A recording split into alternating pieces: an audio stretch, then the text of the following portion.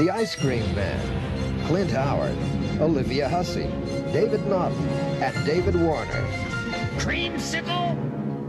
The year was 1996. Horror had fallen into a rut. Generic, catchphrase-laden slasher fix dominated as budgets were plummeting like a cinder block being dropped onto a busy dual carriageway.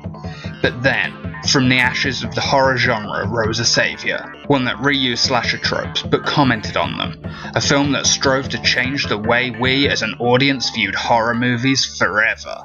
It was called Scream and it was like annoyingly meta, and I guess Joss Whedon didn't see it, or forgot that he saw it, because 16 years later he went and did the exact same meta bullshit again, but, you know, worse. I'm not saying that occasionally deconstructing a genre can't be a good thing. Hell, it can really do a lot to revitalise a genre when it begins to stagnate, which is a point we've definitely reached in mainstream horror. The problem with Cabin in the Woods is that none of its observations are even a little insightful. Hell, most of them aren't even relevant. Cabin in the Woods was released in 2012, and by that point in time, the whole teenagers go to a secluded cabin to get wasted and fuck, then get killed off one by one, had died of death a while before then. By 2012, the effects of Paranormal Activity were very much being felt, as they still are, and schlock horror was being dominated by the family moving to a new house and are haunted by cheap jump scares horror model. So I make fun of now irrelevant horror tropes?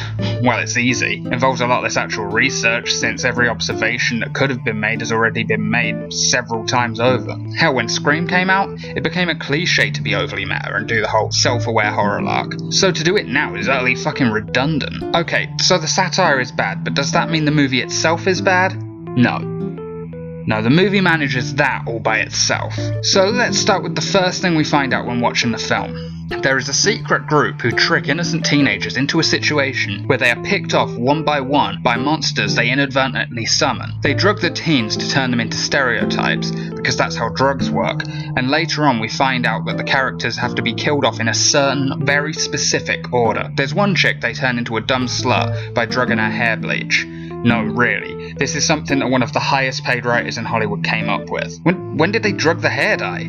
Had she already decided to go blonde and they drugged the hair bleach she already had? What if she decided against it and then gave the hair dye to a friend? There's a scene later on where Thor decides they all need to stick together and stay safe, which doesn't sit well with the people in the facility, so they pump in some sort of cliche gas that makes Thor decide, actually no, we need to split up. I get that drugs can impair your decision making, but I have never heard of any drug that causes you to turn into Freddie Prinze Jr. Anyway, back to the story. The group controlling everything are doing so as a ritual sacrifice to some vaguely Lovecraftian gods who require the young to be punished, lest they break into our world and kill everyone on Earth. As a concept, that's actually pretty decent, and tying it in with a more traditional horror movie narrative that goes off the rails is equally interesting, or at least could be. The problem is that the traditional horror aspect is dull and uninspired, and the facility is actually the main focus of the movie, rather than it being a twist. Take this story for instance. A group of teenagers go to a cabin and party when all of a sudden these monsters start attacking them. A couple of characters survive, only to discover that the cabin is situated above some sort of facility in which a cult has gathered all manner of supernatural creatures. This is actually what happens in the movie, except we, the audience, are always fully aware of the facility, so we aren't experiencing this through the eyes of the teens. Instead, we're more made to side with the middle management type characters who are pulling the strings in the facility, watching as they place bets on which monster the teens will summon to kill them. As a result, when the two survivors release the monsters into the facility, killing everyone there,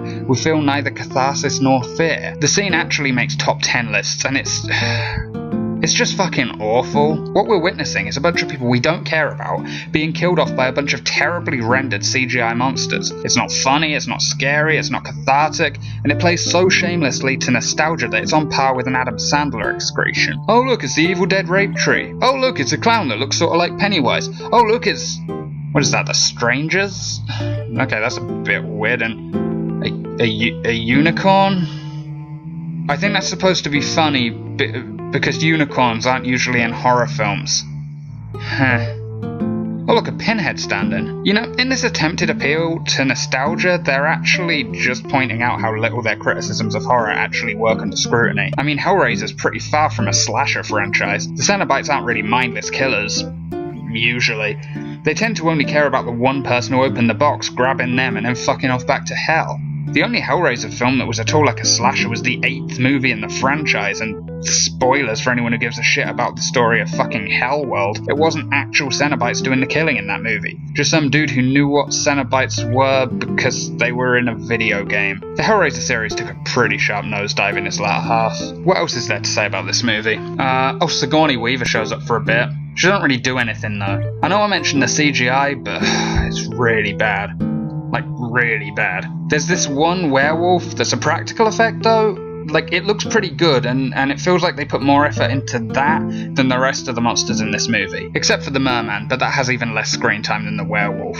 So, final thought. Don't try too hard to look clever if you don't really have anything clever to say. Also, Joss Whedon's a fucking hack. Every character he writes is basically Randall from Clerks. I did that shit at 16 and I grew out of it because I realised that sort of character gets old fast. Everyone's so fucking quippy. Stop it. This movie sucks and I don't care anymore.